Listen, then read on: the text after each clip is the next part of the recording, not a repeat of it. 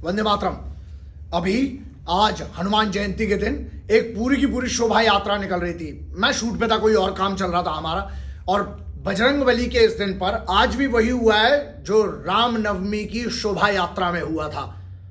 ये दंगाइयों को अगर आप आज भी आइडेंटिफाई नहीं करेंगे ना, याद रखिए कश्मीर में जो हुआ वो पूरे देश में नहीं होना चाहिए, और इसके लिए जिम्मेदार केंद्र सरकार और राज्य सरकारें होंगी। यहां पर एक छोटी सी कहानी है, अगर आपको समझ में आ जाए तो बहुत है, नहीं तो मैं बहुत सीधी सी बात करता हूं। दंगाई साला कोई भी हो, अगर जिस हाथ से, एक बात बताइए, श्री हनुमान जयंती जो है बजरंगबली की एक रैली वहां से निकल रही है, एक शोभा यात्रा निकल रही है, इससे क्या तकलीफ हो सकती है?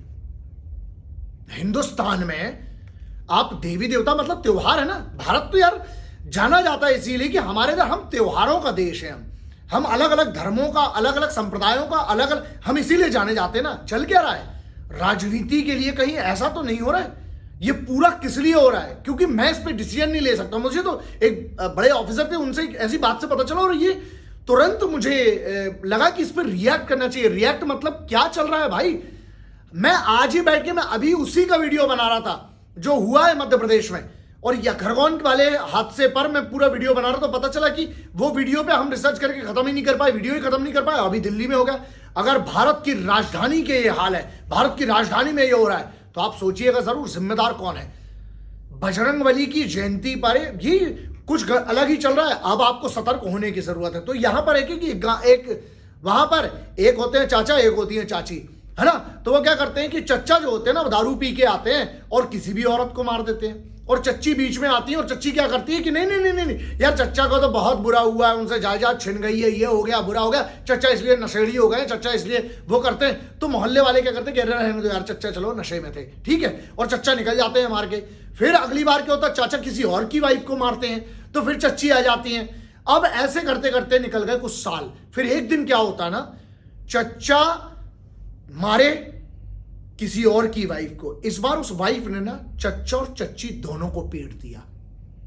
फिर क्या हुआ, अब चच्ची भी नहीं बोल पाई, चच्चा भी नहीं बोल पाए। प्रॉब्लम ये है, यही हो रहा है। कुछ नेता ऐसे हैं जो ये चच्ची बन के आ जाते हैं जब किसी की वाइफ पिटती है ना। और दूसरा, कुछ मीडिया वाले ऐसे हैं जो पहले तुमको ये बताएंगे कि जो ये लोग हमला करते हैं बेचारों की मानसिक स्थिति खराब है, बड़े गरीब बैकग्राउंड से आते हैं, इनकी शिक्षा नहीं है, ये और अबे इतना होश है इनको, पत्थर उठा के एक शोभा यात्रा पे मार रहे हैं, तलवारें गाड़ियां चलाना। कौन है बे? कानून है, लेकिन कानून का और सख्त होना जरूरी है। किसी भी प्रकार की धर्म की शोभा यात्रा निकल रही है और पीसफुल अगर मार्च हो रहा है, पीसफुल अगर वो कोई धर्म की शोभा यात्रा निकल रही है, उसमें कोई भी पत्थर चलाए, साला तलवार चलाए, गोलियां चलाने वाली बात हो रही, पुलिस के लोग वहां पर घायल हो रहे हैं। अब कहां पे मानवाधिकार वाले? तो यहां पर मैटर यह है कि अगर आज भी ये चच्ची घूमती रही ना, तो तुम्हारे हमारे घर की चच्चियां पिटती रहेंगी, हमारे घर की महिला, हमारे घर के बच्चे ऐसे ही होते रहेंगे। यहां मुद्दा यह है कि अब इसमें ना ये पूरी की पूरी दुकान चालू हो जाएगी, आधे हिंदुओं के पक्ष में खड़े हो जाएंगे, आधे मुसलमान। बात यहां है, पत्थर धर्म नहीं देखता, तलवार धर्म नहीं देखती, और गोली धर्म नहीं देखती है। वो पुलिस वाला कौन से धर्म का था? वो तो अपनी ड्यूटी कर रहा था ना वर्दी पहन के। उसको तुम्हारा हमारा धर्म समझ में नहीं आता है, उनके लिए मानवाधिकार क्यों नहीं है? लेकिन अगर वो लौंडे कोई दो चार ठोक जाते तो पूरा मानवाधिकार इकट्ठा हो जाता। अब ये आपकी जिम्मेदारी है, थोड़ा सा बुद्धि का उपयोग करिए, और केंद्र सरकार और राज्य सरकार और सबकी जिम्मेदारी है। क्यों नहीं मिलके कितना कठिन कानून बनाते हैं आप, जहां पर जो दंगा जिस हाथ से चलाए सारा हाथ कटना चाहिए। फिर लोग बोलेंगे कि मैं वायलेंस की बात करता हूं, वायलेंस की बात नहीं करता हूं। अगर कोई चीज नासूर होगी तो उसको काटना जरूरी है। जो हाथ पुलिस वालों पर, जो हाथ मासूम मजलूमों की गर्दन काटने के लिए उठता है, आज भी आप कटते देखेंगे कि साहब अब बात यहां पे नियत की बात है। अगर कोई भी इस प्रकार की, कोई यार सिंपल से बच्चे, छोटे छोटे बच्चे, आप एक धर्म है यार। आज एक बात बताइए, हनुमान जयंती के दिन अगर ये हो रहा है, बात यहां पर ये चल क्या रहा है, समझना तो पड़ेगा दोस्त कि असल में क्या ये हो रहा है, करवाया जा रहा है।